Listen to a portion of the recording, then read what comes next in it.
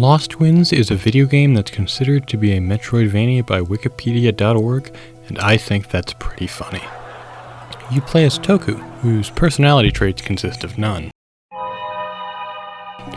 When you first meet him, he's on an unstable bridge. This is all the character development you're actually going to get for him.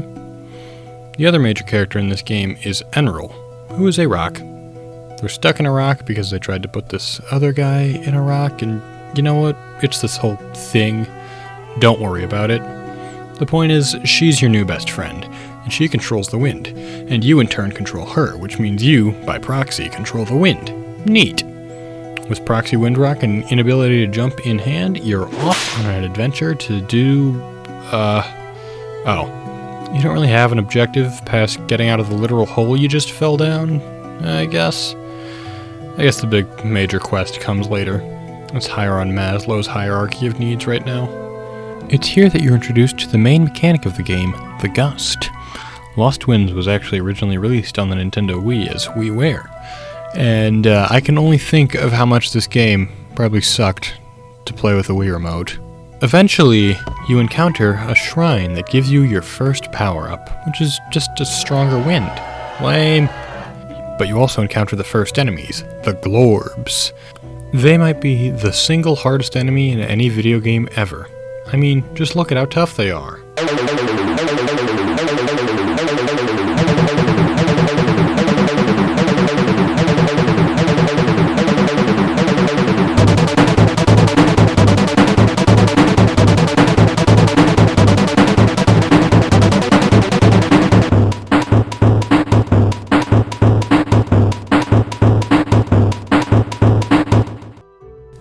Getting out of the caves leads you to Dio, who is your babysitter, I guess? He's way too old to be your dad. Maybe he's your grandpa or something. Either way, he's very hard of hearing and he has a telephone hat. He gives you a brand new quest to undertake. Go to the store and buy some herbs. Unfortunately, on your way there, an earthquake strikes. But fortunately, it's off screen. Otherwise, the developers would have had to animate something that's more than a screen shake. On your way to the herb shop, you meet the best character in this game, Notea. You talk to him all of twice. He also claims to have traveled the entirety of the island that you're on, and I believe him. Nobody with a hat that snazzy would lie. Now that you've talked to the best person in this game, and presumably all other video games, you can make your way to the herb shop for real this time. But oh no, it's been destroyed by the off-screen earthquake. How terrible.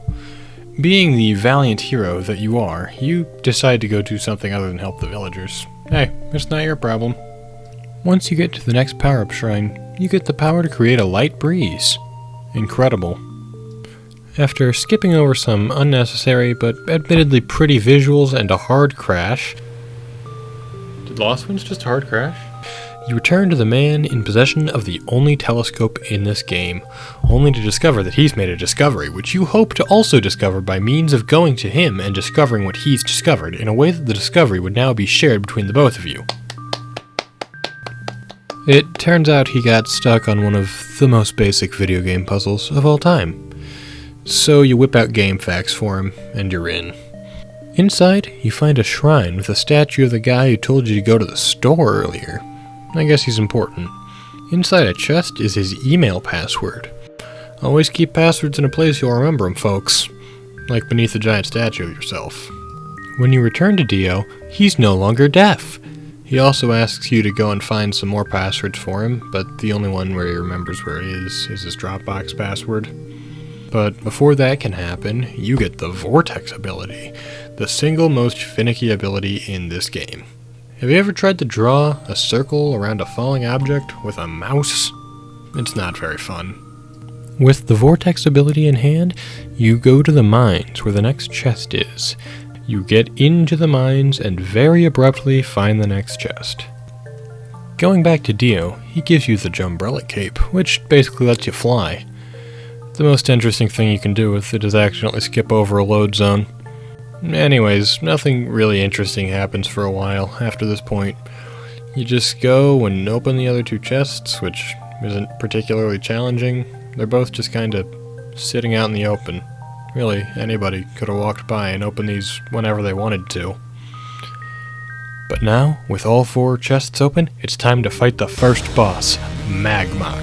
He goes down pretty easily, and oh, that's the entire game.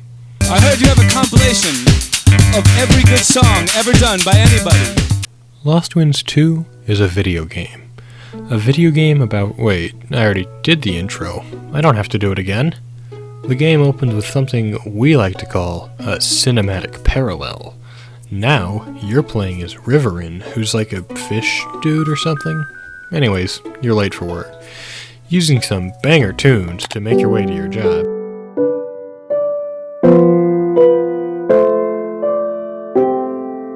You end up falling down a pit. Enter the greatest cinematic parallel ever seen in media. It's like the first game's intro, but evil. That's deep. We then go back to Toku, who is currently sleeping in a tree. He then falls down and undoes 20% of the progression from the last game. Then, the telescope guy comes and tells you that your mother is in danger. Also, you have a mother now. So, like the capable 5-year-old that you are, you decide to go with the first boss of the last game to the mountains. On your way to the mountains, you are chucked across a very large gap and surprisingly aren't dead when you land. And with that, you're now in the mountains, where it is very cold. Along with that, there's this neat new mechanic where you try and keep a small child from freezing to death. After walking around for a bit, you arrive in Summer Falls, which is notable for having one whole resident. Smith, the smith. He smiths things. Like this one piece of iron that he keeps hitting over and over again, and then he puts it in this little tub of water. You'll get there one day, buddy. Gives you this beacon thing that will open up torches that he made and placed everywhere. Why did he make a bunch of unlit torches that you need a key to open everywhere? I don't know. But it keeps you from freezing to death, though there's that, I guess. You're also told your mother was going to the Melodia City, which is where 33% of the title of this game comes from. And since that was the last place you knew she was, you decide to go and check it out.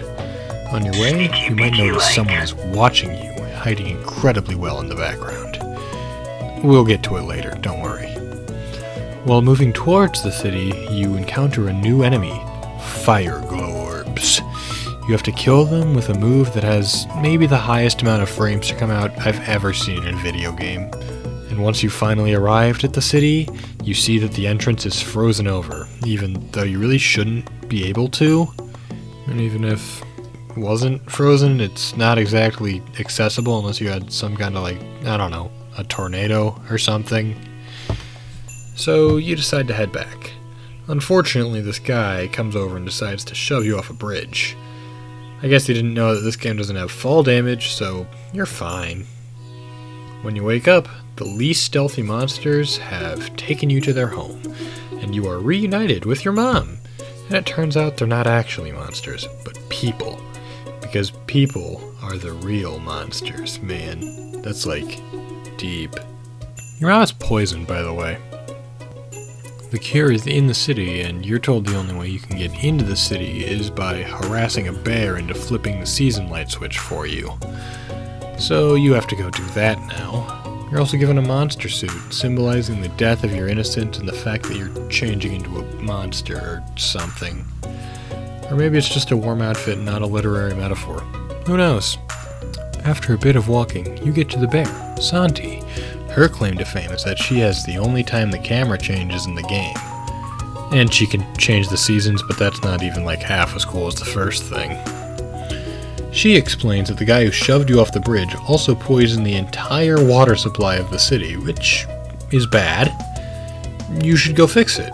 Also, fix the bell, because video games. So you go to Smith the Smith to have him smith you a bell in his forge, which has an S on it standing for Smith. He says you need 3 golden coins to make the bell, and so begins the only quest in this game that isn't going from point A to point B. You put out some fires, are fired by FedEx, and locate a bird. Thrilling stuff, really. So then you make the bell, and you take the bell back to the bear, who tells you that you should go and get a power-up. She marks it on your map, which is impressive considering that she's a bear. Oh, also you can change the seasons now. It's way lamer than it sounds, so getting a is getting lost over here. When you arrive at the power-up shrine, you get the tornado, which can be used to lift you into the air. Provided you're smart enough to realize you need to right-click to make the tornado, not left-click.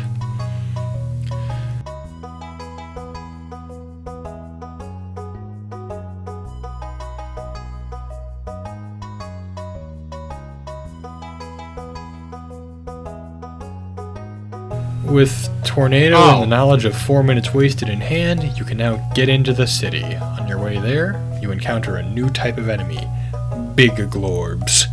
They're optional and you can just go over them.